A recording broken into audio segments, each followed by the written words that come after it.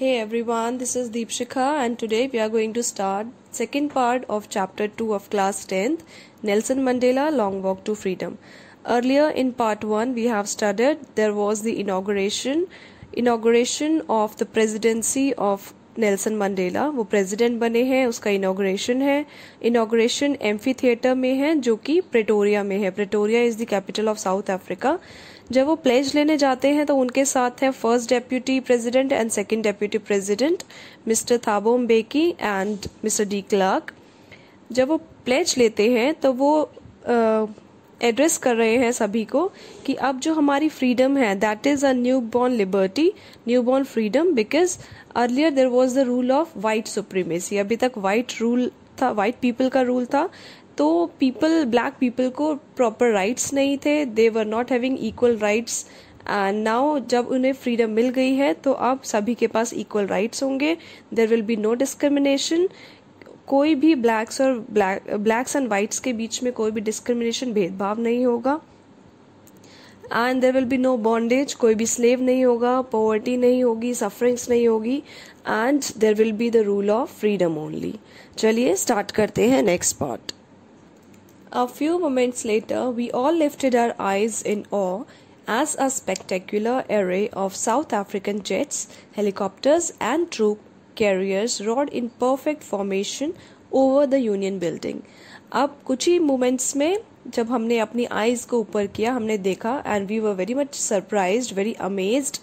Awe means a feeling of amazement, surprise की feeling. As a spectacular is beautiful and eye-catching.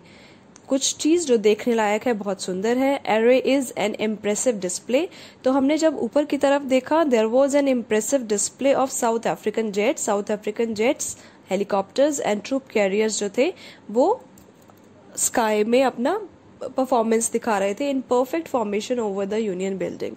It was not only a display of pinpoint precision is accuracy, accurate होना, बिल्कुल ठीक होना, and military force, but a demonstration of the military's loyalty to democracy.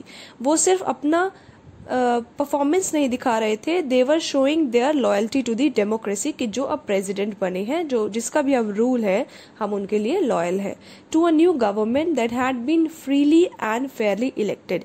एक ऐसी government के लिए वो अपनी लॉयल्टी दिखा रहे थे जो कि बहुत ही फ्रीली और बहुत ही फेयर तरीके से उन्हें इलेक्ट किया गया है, बिकॉज उनके टाइम में सभी ने वोट किया था. Blacks and whites, everybody was having equal right to vote.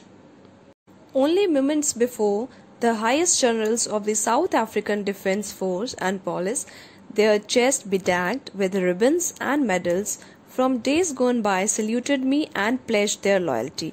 Bedecked means decorated.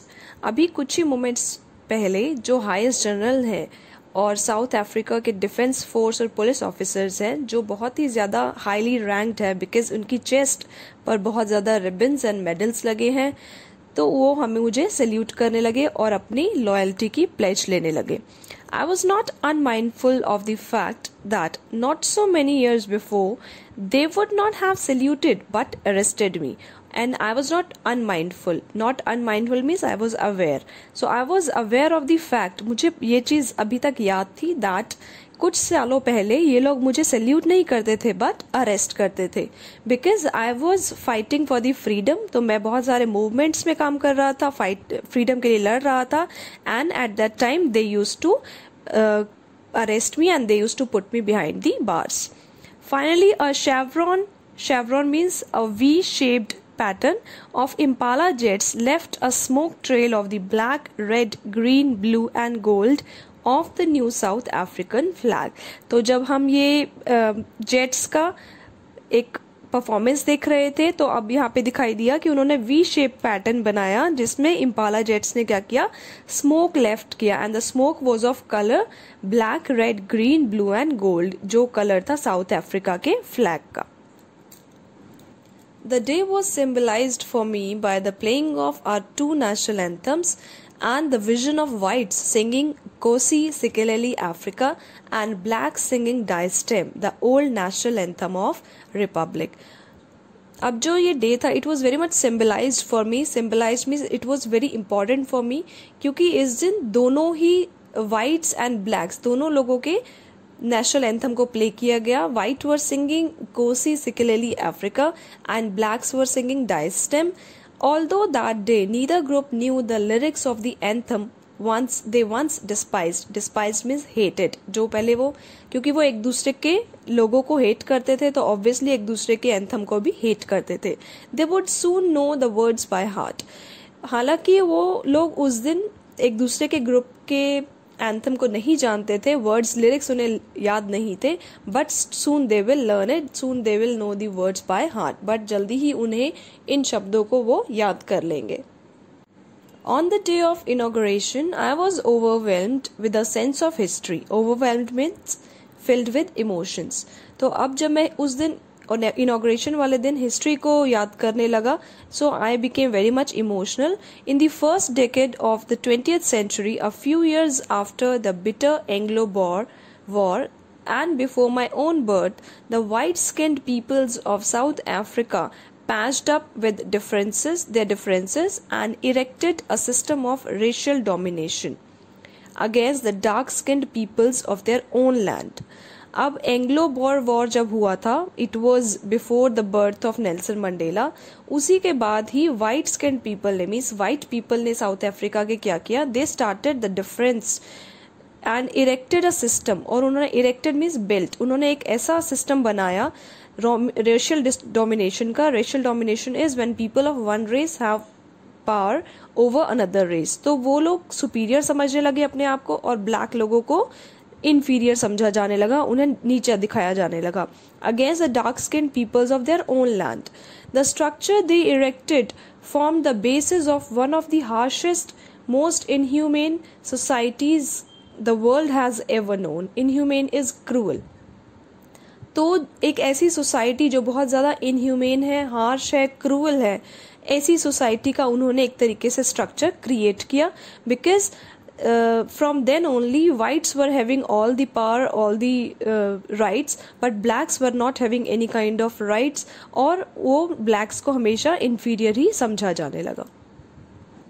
Now in the last decade of the 20th century and my own 8th decade as a man, that system had been overturned. Overturned means reversed, उलट चुका है, उल्टा हो चुका है, forever, and replaced by one that recognized the rights and freedoms of all peoples, regardless of the color of their skin.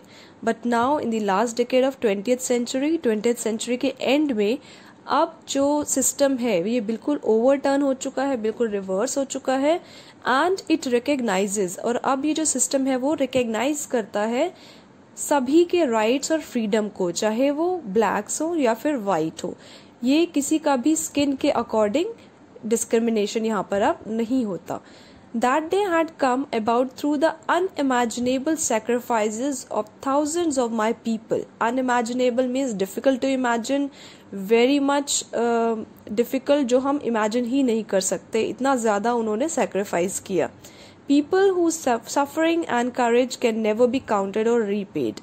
उन लोगों ने जो पास्ट में जिन्होंने बहुत ज़्यादा सेक्रीफाइस किया, बहुत ज़्यादा टॉर्चर्स को फेस किया, उनके सेक्रीफाइस को, सफरिंग्स को और करेज को हम काउंट ही नहीं कर सकते, और ना ही हम उनका जो दिया गया सेक्रीफाइस है, जो उन्होंने बलिदान दिया है, ना ही हम उसको रीपे कर सकते हैं. I felt that day, as I have on so many other days, that I was simply the sum of all those African patriots who had gone before me. Patriots means a person who is loyal to the nation. Hindi में हम बोलते हैं देशभक्त, जो अपने देश के लिए बहुत ज़्यादा लॉयल है. तो उस दिन मुझे फील हुआ, जो कि मुझे बहुत पहले से फील होता आ रहा है, कि मैं उन्हीं जैसे अफ्रीकन पैट्रियट जैसा ही हूँ. I was the sum of all those people. With this, we come to an end of this part.